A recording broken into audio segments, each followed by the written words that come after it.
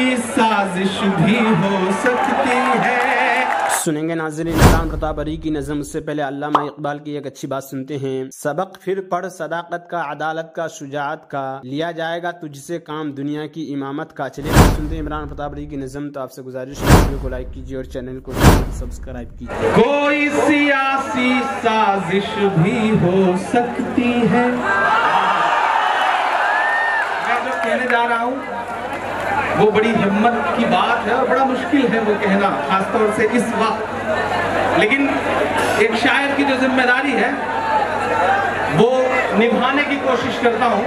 और अगर लगे कि मैंने इशारे में सलीके से अपनी बात कह दी है तो पीछे तक एक एक शख्स की दुआएं मुझ तक पहुंचनी चाहिए कि कोई सियासी ख्वाहिश भी हो सकती है, हाकिम की फरमाइश भी हो सकती है।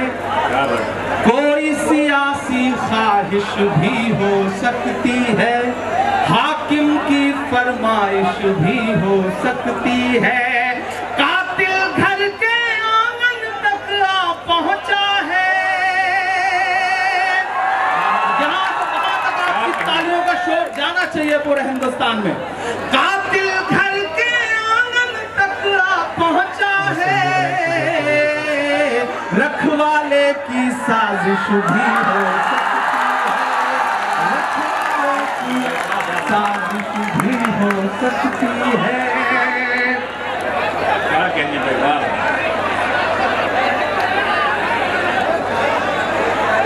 जी जी, यही मोहब्बत है तो जिंदगी का।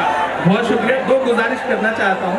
पहली है कि एक बार में पहना ले ताकि फिर बाद में हाँ अब कोई भी माला ना पहनाई जाए क्योंकि वक्त खराब होता है और मैं नहीं चाहता कि जो थोड़ा सा वक्त मिला है इसमें जो है वो मालाओं के बीच में डिस्टर्बेंस पैदा हो।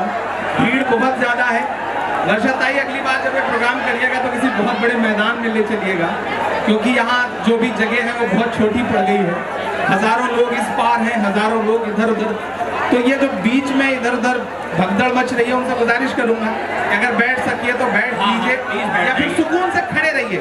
40-45 मिनट का जो वक्त है उसमें कोशिश करिए कि खड़े रहिए। मैं फिर से पढ़ता हूँ कि कोई सियासी ख्वाहिश भी हो सकती है, हाकिम की फरमाइश भी हो सकती है। कातिल घर के आंगन तक आ पहुंचा है, रखवाले की साजिश भी हो सकती है, रखवाले की साजिश भी हो सकती है। सोना जगना खाना पीना कहाँ गया। पिछले जो 7-8 दिन गुजरे हैं उन शहादतों के बाद उस पे नजर रखिएगा और मेरे मिसरे सुनिएगा कि सोना जगना खाना पीना कहाँ गया, वतन की खातिर मरना जीना कहाँ गया, वतन की खातिर मरना जीना कहाँ गया। आंगन में बेटों की लाशें बिखरी हैं। अब तक जिन्होंने हाथ नहीं खोला है उनके गुस्से को आवाज देता हूं कि आंगन में बेटों की लाशें बिखरी हैं, 56 इंची वाला सीना कहाँ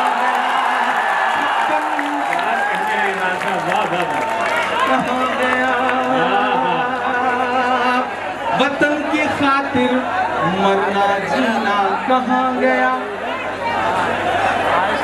सोना जगना खाना पीना कहाँ गया।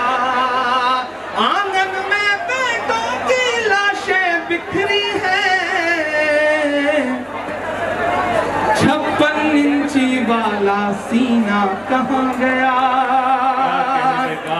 और आज से तकरीबन 2 साल पहले जब एक अटैक हुआ था उरी के आसपास, उस वक्त मैंने ये मिसरे कहे थे और इस वक्त भी बड़े सच्चे से हैं। मैं हिम्मत करके पढ़ देता हूँ, फिर एक बिल्कुल ताजा सी नज़्म सुनाता हूँ आपको कि सरहद। दोस्तों इमरान प्रताप अली की नज़्म सुनने के बाद आप अपनी राय में क्या कहना चाहते हैं वो नीचे कमेंट बॉक्स में जरूर बताएं।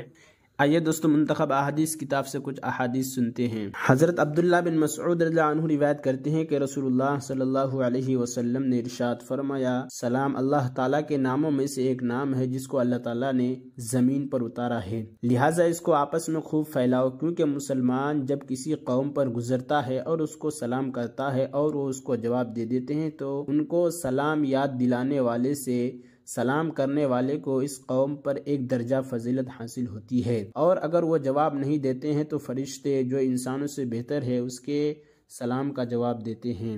हज़रत इमरान बिन हुसैन रज़ियल्लाहु अन्हुमा रिवायत करते हैं कि रसूलुल्लाह सल्लल्लाहु अलैहि वसल्लम की खिदमत में हाजिर हुए और उन्होंने अस्सलामु अलैकुम कहा। आपने उनके सलाम का जवाब दिया, फिर वो मजलिस में बैठ गए। आप सल्लल्लाहु अलैहि वसल्लम ने इरशाद फरमाया, 10 यानी उसके लिए उनके सलाम की वजह से 10 नेकियां लिखी गई। फिर एक और साहब आया और उन्होंने अस्सलामु अलैकुम व रहमतुल्लाह कहा। आप सल्लल्लाहु अलैहि वसल्लम ने उनके सलाम का जवाब दिया, फिर वो साहब भी बैठ गए। आप सल्लल्लाहु अलैहि वसल्लम ने इरशाद फरमाया, 20 यानी उसके लिए 20 नेकियां लिखी गई। फिर एक और तीसरे साहब आए और उन्होंने अस्सलामु अलैकुम व रहमतुल्लाहि व बरकातुहू कहा। आप सल्लल्लाहु अलैहि वसल्लम ने उनके सलाम का जवाब दिया, फिर वो मजलिस में बैठ गए। आप सल्लल्लाहु अलैहि वसल्लम ने इरशाद फरमाया, 30 यानी उनके लिए 30 नेकियां लिखी गई।